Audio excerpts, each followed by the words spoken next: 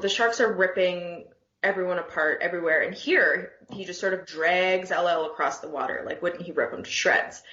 And so I think he's much the way that Scoggins was killed, by being rammed into the electrical over and over again. Truly horrifying. He was dragging him to the fence, because I read that Makos, even though this one obviously is quite a different looking Mako, they don't have serrated teeth like a great white shark does. And so the reason why great whites sort of clamp and then whip around their heads and tear off chunks is because that's how their teeth work, whereas Makos have more like saber-like teeth that are smooth, and so they kill differently.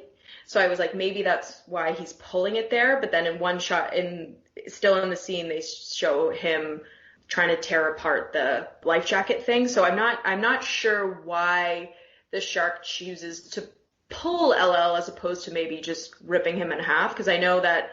But then, like in the previous scenes that you've seen, like when the sharks do kill people, none of them are actually ripped in half. Like Samuel L. Jackson is ripped by the other sharks coming and getting him. Yeah, takes his head off. Yeah. And like, so I don't know. And the other thing that I found that was really interesting was, I was curious if Makos are actually seen as being dangerous to humans, and they are ranked, and please stop me if you've talked about this before, but they are ranked as actually being, like, some of them had like top 10 or like top whatever, as being dangerous to humans, and it's because they're known for attacking boats. So, you know, that first scene in the movie tracks. But there was this, I read this horrifying one about this woman who was attacked by a Mako, and she was bit like 12 times, which sounds truly terrible. But I guess the way that Makos hunt, and they know that if they're going to attack, and the way that they decide is they do figure eights before that they come and attack. So I was trying to watch in this clip if we see him figure eight or not before we go there. But unfortunately, we're already above the water before LL gets snapped. So we don't know if he figure eights before coming to get him. Wow.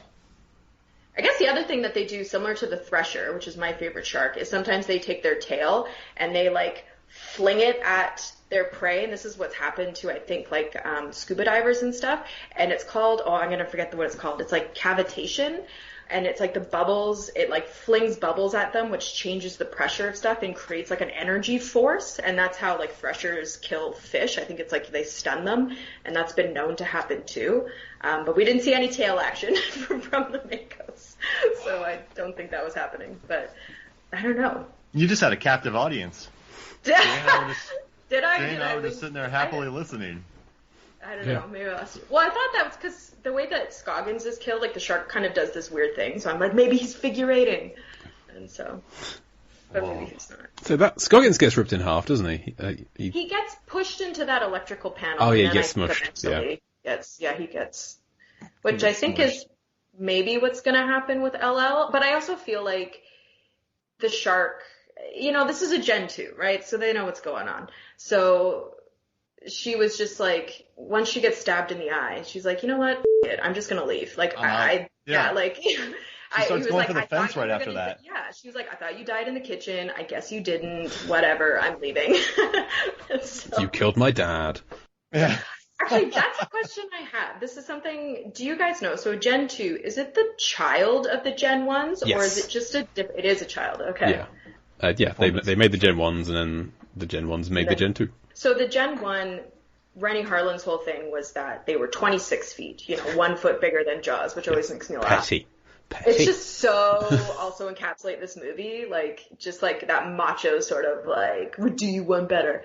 But then Thomas Jane in this scene, or the one just right after it, says, when LL hits him, says that the shark is 45 feet long, which doesn't seem possible, and is also then twice the size of the Gen 1s.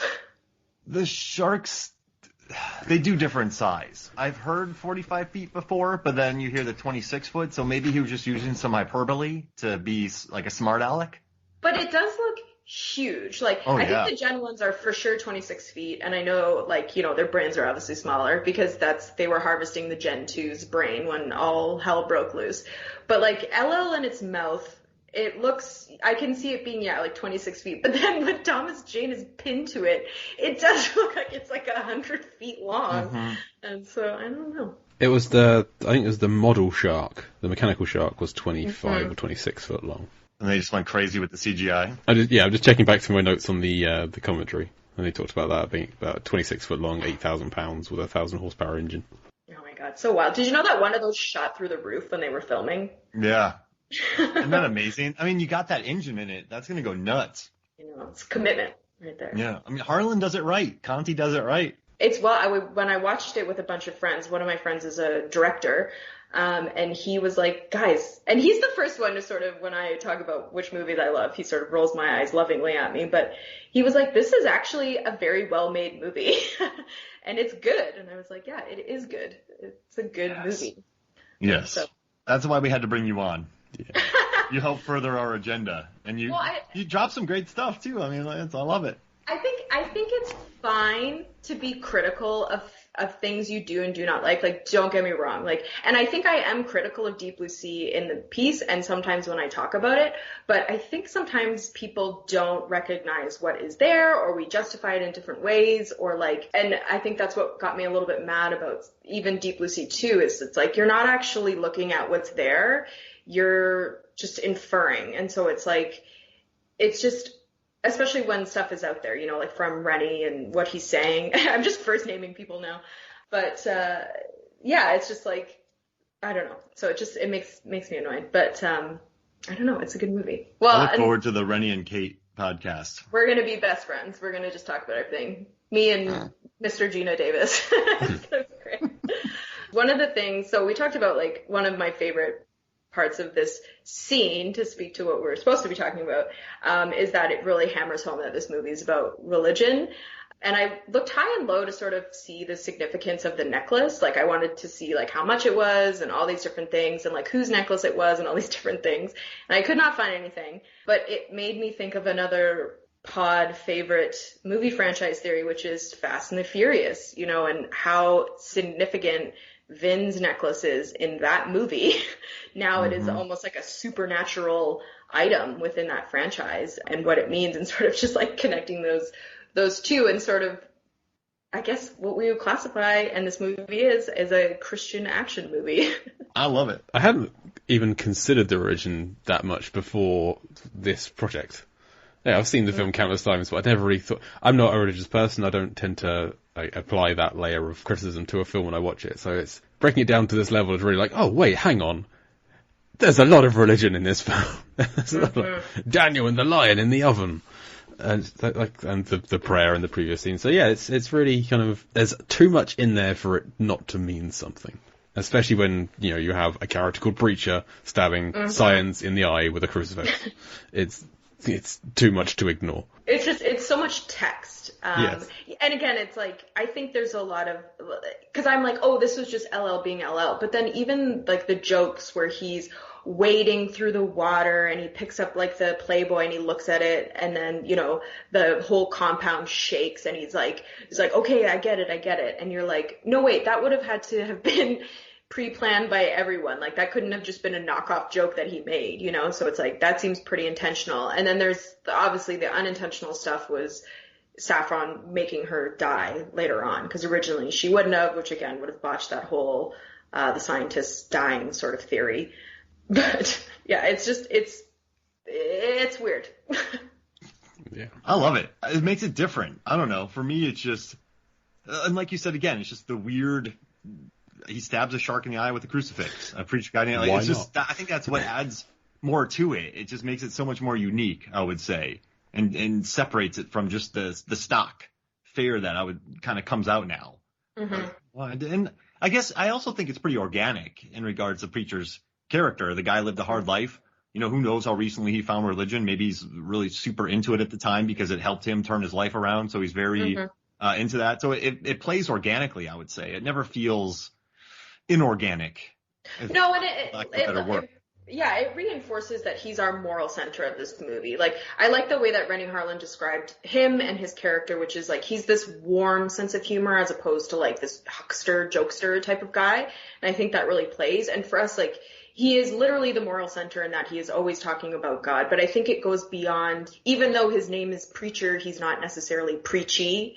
It's just sort of within the fabric of who he is. And so again, much like I don't begrudge a Thomas Jane, I don't begrudge a religion in the movie at all, but I still do. It's like, because I don't imagine Rennie Harlin to be an overly religious person. So, where is it coming from? Why did he decide to put this in? Is it sort of the Frankenstein Island of Dr. Moreau, all those different movie archetypes built into that? Or was it just sort of much like this movie kind of seemed to be hodgepodge at certain points? He's writing new characters, he's doing different endings, things are happening and he's adapting. Is that just what came out of it, like the genesis of the movie? Or, well, this is random.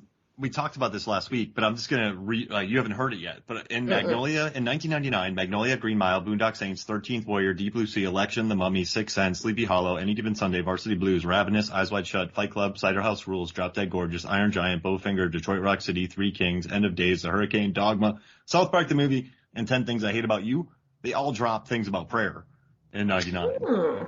So it was just a big theme running throughout the year. Oh, and Cruel Intentions had a pivotal crucifix in it. Oh, yeah, you're right. That's right. Yeah, so I mean, I think that can't be a coincidence that many movies have things like that. And they're all varying. Like Election, she's like, I don't know what this is doing, but this is what I want. In Ravenous, you have you have a cannibal kind of mocking it, the prayer. So it was all different variations of it. Like in Fight Club, I was praying for a crash. So I think it was just a big theme in 99 at the time. That's my best guess. Yeah, well, and I mean, I think LL, like hip hop and religion have always kind of gone hand in hand as well. Again, it's just like, is it about building a character realistic to the person so it's more convincing, because obviously it wouldn't make sense for Thomas Jane. But one of the only words whispered in this scene is when LL frees himself from the shark and Thomas Jane whispers, "Oh God." And then swims out and gets him. In the closed captioning, it just says God, but. And as a narrative crutch too, I mean, we have a character who's going to be by himself a lot of the film. Mm-hmm. So, I mean, you could just have the largely silent character, but also when you have that, he's talking to the parrot, but then the parrot flies away because he's initially just talking to the parrot. Mm-hmm. But then when he's by himself, I guess you just don't want him looking around. Mm-hmm. So by adding in the religious element and talking to God, you have a couple gags in there that can make people laugh. And then you also have him talking on screen as opposed to just looking around corners and doing that. So narratively, maybe he's talking more, and that kind of adds to the character a little bit. That makes sense. It is truly remarkable how much of this movie he is just by himself, and it's just absolutely carrying it well. I feel like there's few people who could do that. But that actually does make a lot of sense, where it's like, because I absolutely hate the parrot as a plot device in this movie. I think it's so stupid, but that's just me.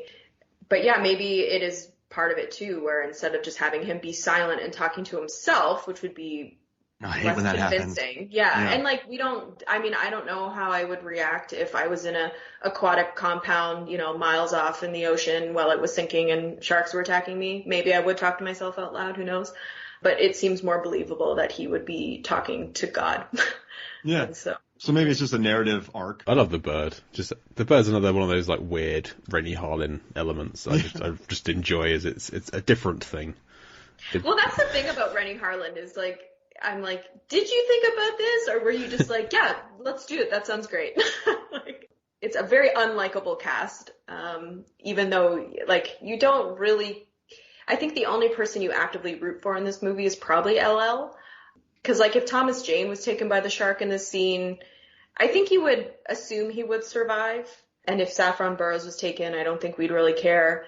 But, like, when LL is taken, you're invested, right? And that's part of why the scene is so great, is because you're not sure if he will survive or not. So it's great that he lives. It's still stressful. It still hurts me. Really, like, don't kill Preacher. Don't kill Preacher, especially he made it this whole way in the chef suit. You should have heard people in the theater. They were just, during this scene, people were screaming, like, go LL! When he started stabbing that shark, the entire audience just was yelling. It didn't become Preacher or Sherman Dudley anymore. It was LL. Like, get him, LL! Everybody was cheering. So, it's like the John Cusack effect, where it's like only LL in this, it's LL Cool J has battled sharks in this movie. Wait, what's the John Cusack effect? Oh, I have this theory maybe it's not mine, maybe I've plagiarized it from somebody else, but they say that John Cusack in a movie is just like, it just seems like it's him. Like, it's never like a character, you're just like, oh, it's John Cusack, like in a movie. Like he can't, it doesn't really like, he sort of transcends whatever he's in, and it just seems like it's him in a movie actually doing the things.